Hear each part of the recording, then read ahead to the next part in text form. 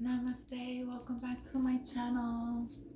My name is Jeanette and I am a high vibrational being. I am connected with my Father. I am who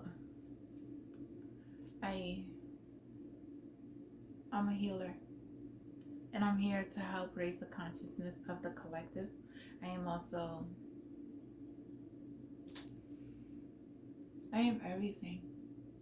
I am one with the universe. Just the labels, it's like labels. I don't like to use labels. And I'm going to continue reading from the teachings of the Hindu mystics. And I'm starting off from the cosmic wisdom. Out of compassion, Arjuna, out of compassion you have taught me the supreme mystery of the self. Through your words my delusion is gone. You have explained the origin and end of every creature. A lotus eye one, and told me of your own supreme limitless existence. Just as you have described your infinite glory, O Lord, now I long to see it. I want to see you as the supreme ruler of creation. O Lord, master of yoga, if you think me strong enough to behold it, show me your immortal self. Sir Krishna, behold Arjuna, a million divine forms with an infinite variety of color and shape. Behold the gods of the natural world and many more wonders never revealed before. Behold the entire cosmos turning within my body and the other things you desire to see. But these things cannot be seen with your physical eyes. Therefore I give you spiritual vision to perceive your majestic power. Sanjaya, having spoken these words, Krishna, the master of yoga, revealed to Arjuna his most exalted lordly form. He appeared with an infinite number of faces,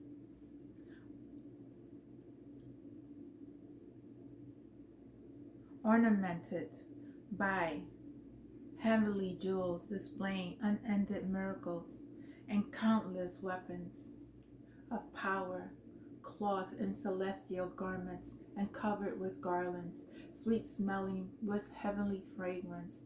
He showed himself as an infinite Lord, the source of all wonders, whose face is everywhere. If 1,000 suns were to rise in the heavens at the same time, the blaze of their light will resemble the splendor of the Supreme Spirit. There, within the body of the God of gods, Arjuna saw all the manhood formed of the universe united as one.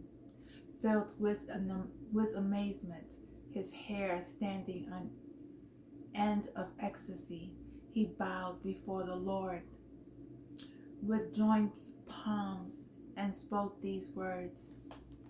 Arjuna, O Lord, I see within my body all the gods and every king of living creature. I see Brahma, the creator, seated on a lotus. I see the ancient sages and the celestial serpents. I see infinite mouths and arms, stomach and eyes, and you are embodied in every form. I see you everywhere without beginning, middle, or end. You are the Lord of all creation and the cosmos in your body.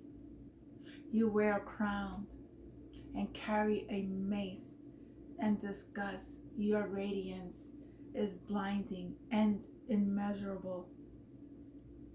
I see you who are so difficult to behold, shining like a fiery sun blazing in every direction. You are the supreme, changeless reality, the one thing to be known. You are the refuge of all creation, the immortal spirit, the eternal guardian of eternal Dharma. You are without beginning, middle, or end. You touch everything with your infinite power. The sun and moon are your eyes, and your mouth is fire. Your radiance warms the cosmos. O Lord, your presence filled the heavens and the earth and reaches in every direction. I see the three worlds trembling before this vision of your wonderful and terrible form.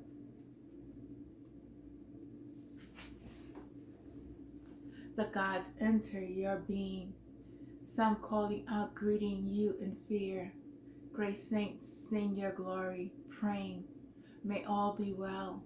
The multitudes of gods, demigods, and demons are all overwhelmed by the sight of you. Almighty Lord, at the sight of your merit eyes and mouth, arms and legs, stomach and fearful teeth, I and the entire universe shake in terror. O Vishnu, I can see your eyes shining. With open mouth, you glitter in an array of colors, and your body touches the sky. I look at you and my heart trembles. I have lost all courage and all peace of mind. When I see your mouth with their fearful teeth, mouth burning like the fires at the end of time, I forget where I am and I have no place to go. O Lord, you are the support of the universe. Have mercy on me. You lap the worlds into your burning mouth and swallow them, filled with your terrible radiance. O Vishnu, the whole of the creation burst into flames. That's from the Bhagavad Gita, the book of the Bhagavad Gita. The way of love. Arjuna, for those steadfast devotees who love you, those who seek you as the eternal formless reality, who are the more established in yoga. Sir Krishna, those who set their hearts on me and worship me, unveiling devotion and faith, are more established in yoga. For those who seek the transcendental reality, without name, without form, contemplating the unmanifested beyond the reach of thoughts and of feeling, with their senses subdued and mind serene and striving for good of all beings. They too will very come unto me. Yet hazardous and slow is the path of the unrevealed, difficult for physical man to tread. But they for whom I am the supreme goal, who do all work, renouncing self for me, and meditate on me with single-hearted devotion, these I will swiftly rescue from the fragments, cycles of birth and death, for their consciousness have entered unto me. Still your mind in me, still your intellect in me, and without doubt you will be united with me forever. If you cannot still your mind in me, learn to do so through the regular practice of meditation. If you lack the will for such self-discipline, engage yourself in my work. Your selfless service can lead you at last to complete fulfillment. If you are unable to do this, surrender yourself to me, discipling yourself and renouncing the results of all your actions. Better indeed is knowledge than mechanical practice. Better than knowledge is meditation. Better still is surrender of attachments to results, because there follows immediate peace. That one I love who is incapable of ill will, who is friendly and compassionate, living beyond the reach of I and mine, and of pleasure and pain, patient, contented, self-controlled, firm in faith, with all his heart and all his mind given to me. With such a one I am in love, not agitating the world, or by it agitated. He stands above the sway of elation, competition, and fear is my beloved. That's also from the Bhagavad Gita. Devotion to duty. My devotion to one's practical, particular duty. Everyone can attain perfection. Let me tell you how. By performing his own work, one worships the Creator who dwells in every creature. Such worship brings that person to fulfillment. It is better to perform one's own duty imperfectly than to master the duties of another. By fulfilling the obligations he is born with, a person never comes to grief. No one should abandon duties because he sees defect in them. Every action, every activity is surrounded by defects, as a fire is surrounded by smoke. Make every act of offering to me. Regard me as your only protector. Rely on interior discipline. Meditate on me always. Remember me. You shall overcome all difficulties through my grace. But if you will not heed me in your self-will, nothing will avail you. If you egotistically say, I will not fight this battle, your resolve will be useless. Your own nature will drive you into it. Your own karma, born of your own nature, will drive you to do even that which you do not wish to do because of your delusion. The Lord dwells in the heart of all creatures and whirls them around upon the wheel of Maya. Run to him for refuge within your strength, and peace profound will be yours through his grace. Be aware of me always. Adore me. Make every act an offering to me, and you shall come to me. This I promise. For you are dear to me. Abandon all supports and look to me for protection. I shall purify you from the sins of the past. Do not grieve. The goddess reveals her cosmic body. The goddess spoke. I imagine into being the whole world, moving and unmoving through the power of my Maya. Yet the same Maya is not separate from me. This is the highest truth. In me, this whole world is woven in all directions. O mountain, I am the Lord and the cosmic soul. I am myself, the cosmic body. I am Brahma, Vishnu, Rudra, as well as Gauri, Brahmi, and Vaishnavi.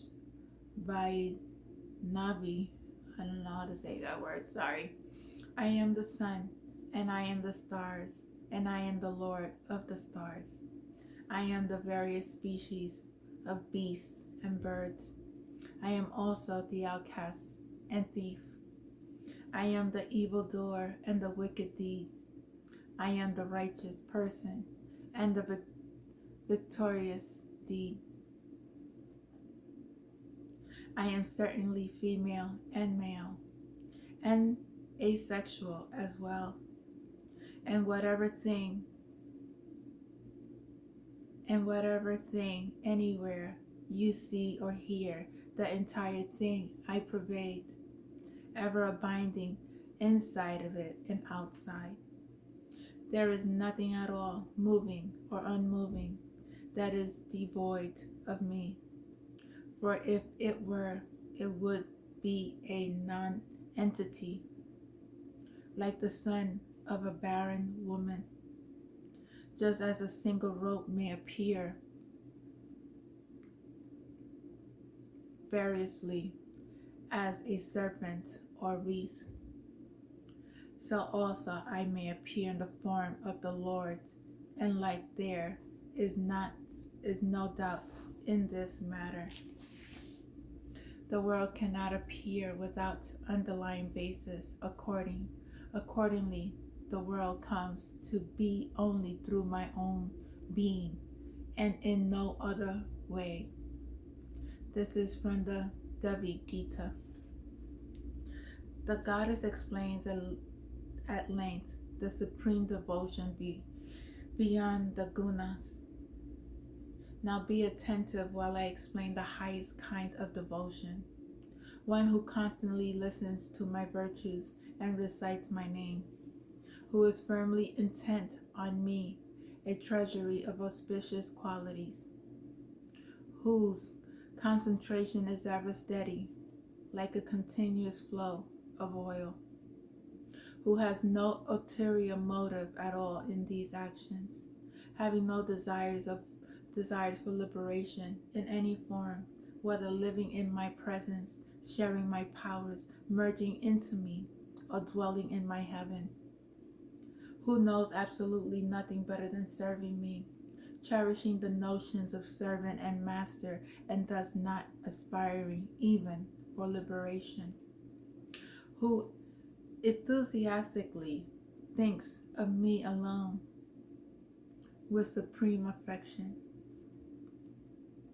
knowing me truly as never separate from oneself, not acknowledging any difference, who thinks of being as embodied in myself, loving other selves as one own self, who makes no false distinctions, realizing the universality of pure consciousness, my omnipresence essence manifested in all beings, everywhere, at all times, who honors and respects even the lowest outcast, O Lord, discarding my sense of difference and thus wishing harm to no one, who is eager to see my sacred site and see my devotees, and is eager to listen to scriptures that describe the mantras and rites used in worshiping me, O ruler, whose heart is overwhelmed with love for me, whose body ever thrills with joy, whose eyes are filled with tears of love, and whose voice falters, who with such enraptured feelings, O mountain chief, worships me as ruler, womb of the world, and cause of all causes, who performs my splendorous rites, both the regular and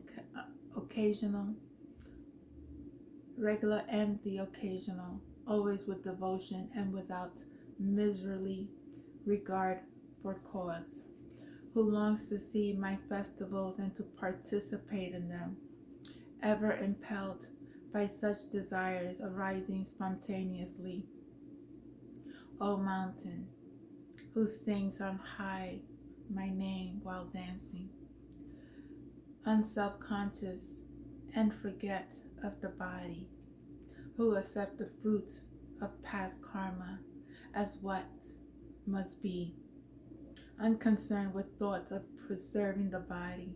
Such a person practices devotion deemed supreme, in which there is no thought of anything except me, the goddess, the person in whom such supreme devotion truly arises, O mountain, then dissolves into my essential nature of pure consciousness. The tantric praise of the goddess. We bow to the goddess, to the great goddess, to the energy of infinite goodness. We bow to the goodness, to the great goodness. Oh no, goddess. I'm sorry. Rewind. Okay. We bow to the goddess, to the great goddess, to the energy of infinite goodness. At all times we bow. We bow to nature, to the excellent one. With disciples we have bowed down. With discipline we keep getting disciples. To the reliever of suffering we bow. To the eternal, to the embodiment of rays of light, to the creatress, to she who manifests light, to the form of devotion, happiness, continually we bow. To the welfare of those who bow, we bow to change, to perfection, to dissolution, to the wealth which sustains the earth, to the wife of consciousness. To you we bow, we bow. To she who removes the difficulties, to she who removes beyond all difficulties, to the essence, to the cause of all, to perception, and to the doer of all, to the unknowable one, continually we bow. To the extremely beautiful and to the extremely fierce, we bow. To her, we bow, we bow. We bow to the establishers of the perceivable universe, to the goddess, to all action, we bow, we bow. To the divine goddess of all existence, who is addressed as a perceivable form of consciousness, which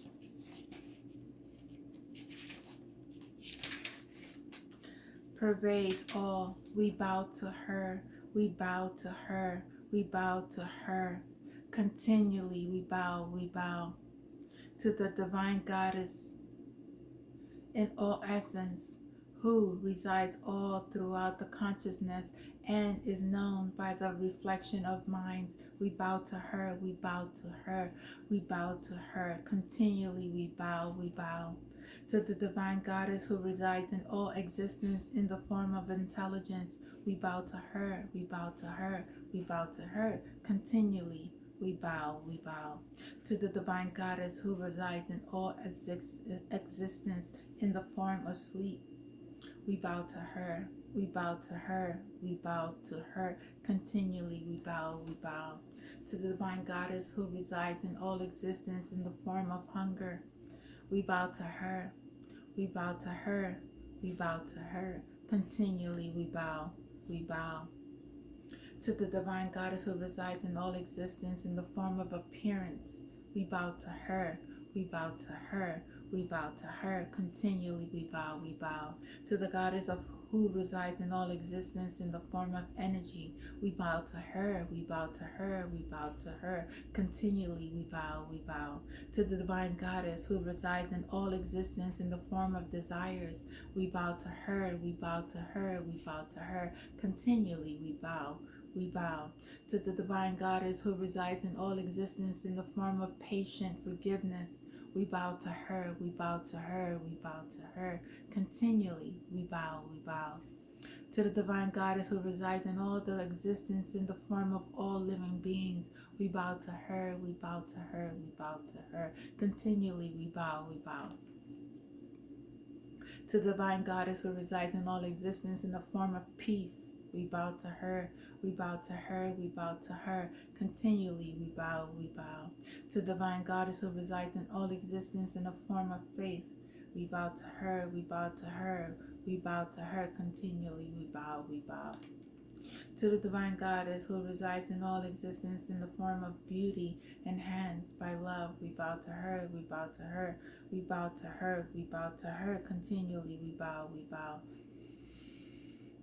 To the divine goddess who resides in all existence in the form of true wealth, we bow to her, we bow to her, we bow to her, continually we bow, we bow. To the divine goddess who resides in all existence in the form of activity, we bow to her, we bow to her, we bow to her, we bow, we bow, we bow. To the divine goddess who resides in all existence in the form of recollection, we bow to her, we bow to her, we bow to her, continually we bow, we bow. To the divine goddess who resides in all existence in the form of compassion, we bow to her, we bow to her, we bow to her, continually we bow, we bow. To the divine goddess who resides in all existence in the form of satisfaction, we bow to her, we bow to her, we bow to her, continually we bow, we bow. To the divine goddess who resides in all existence in all the form of mother, we bow to her, we bow to her, we bow to her, continually we bow, we bow. To the divine goddess who resides in all existence in the form of confusion, we bow to her, we bow to her, we bow to her, continually we bow, we bow. Presiding over the senses of all beings and pervading all existence, to the omnipresent goddess who individualizes creation, we bow, we bow. In the form of consciousness, she distinguished the individual phenomenon of the perceivable universe. We bow to her, we bow to her, we bow to her, continually we bow, we bow. In days of old, all of the gods led by Indra, the rule of the pure, sang these verses of praise for the purpose of accomplishing their desired objective of surrendering the ego in the light of wisdom, and for many days that service was surrendered. May she, the seer of all, the Lord of all, the source of all good, perform similarly for us all auspicious things by putting an end to all distress. We, gods, have been harassed by arrogant thoughts in the manner of men, and at times all of us, gods, bow to the seer of all, who, when bowed to the devotion and remembered in a physical image, immediately terminates our everyday adversity. From the Shanti Patha. The 6 stanzas of salvation. I am neither the mind, the intellect, nor the silent voice within, neither the eyes, the ears, the nose, nor the mouth. I am not water, fire, earth, nor ether. I am consciousness and bliss. I am Shiva, I am Shiva. I am not the life force, nor the vital airs, not even the 7 components, nor the 5 sheaths. I am the tongue. I am not the tongue, I am not the feet, hands, nor organ of procreation. I am consciousness and bliss. I am Shiva, I am Shiva. Neither attachment nor aversions can touch me. Neither greed, delusion, pride, nor jealousy are mine at all. I am not duty, nor wealth, nor happiness. I am consciousness and bliss. I am Shiva, I am Shiva. I am not the virtue nor voice, not pain nor pleasure. I am neither temple nor holy word, not sacred fire nor the Vedas. I am consciousness and bliss. I am Shiva, I am Shiva. I have neither death nor doubt nor class distinction, neither father nor mother, nor any birth at all. I am not the brother, the friend, the master, nor the disciple. I am consciousness and bliss. I am Shiva, I am Shiva. I am not detachment, nor salvation, nor anything reached by the senses. I am beyond all thoughts and form. I am everywhere, and nowhere at all. I am consciousness and bliss. I am Shiva. I am Shiva. That's from Shaka Rach Cha. I don't know that name. And the fire of knowledge, just as a stone, a tree, a straw, grain, a mat, a cloth, a pot, and so on, when burnt or reduced to earth from which they came, so the body and its sense organs, on being burnt in the fire of knowledge, become knowledge and are absorbed by Brahman, like darkness in the light of the sun. When a pot is broken, the space, when a pot is broken, the space that was in it becomes one with space. So too, when the limitations caused by the body and its adjuncts is removed, the sage, realized during life, shines as Brahman, becoming absorbed in the Brahman. He already was, like milk in milk, water in water, oil in oil, and is radiant as the one supreme self. Thus when the sage who abides by Brahman, which is pure being, obtains his disembodied absolute state, he is never again reborn. How can there be rebirth for a sage who abides by Brahman, his body and its limitations burnt by the fire of knowledge, the identity of individual and supreme, the existence of all that is either affirmed nor denied in the one substratum of the indestructible, unattached, non-dual, absolute self depends only on the mind, just as the appearance or disappearance of the imaginary snake in a piece of rope that has no basis in reality. Bondage and liberations are creations of Maya, supreme impositions upon the Brahman imagined by the mind without any existence in reality. It is a fool who blames the sun for his own blindness. The scripture even proclaimed loud, there is in truth no creation and no destruction. No one is bound. No one is seeking liberation. No one is on the way of deliverance. There are none liberated. This is the absolute truth, my dear disciple. This is the sum of substance of the Upashad, the secret of secrets in my instructions to you.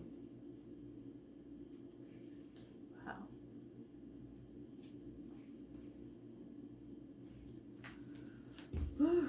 Awareness, I am the infinite ocean. Yesterday I lived bewildered in illusion, but now I am awake, flawless, and serene beyond the world.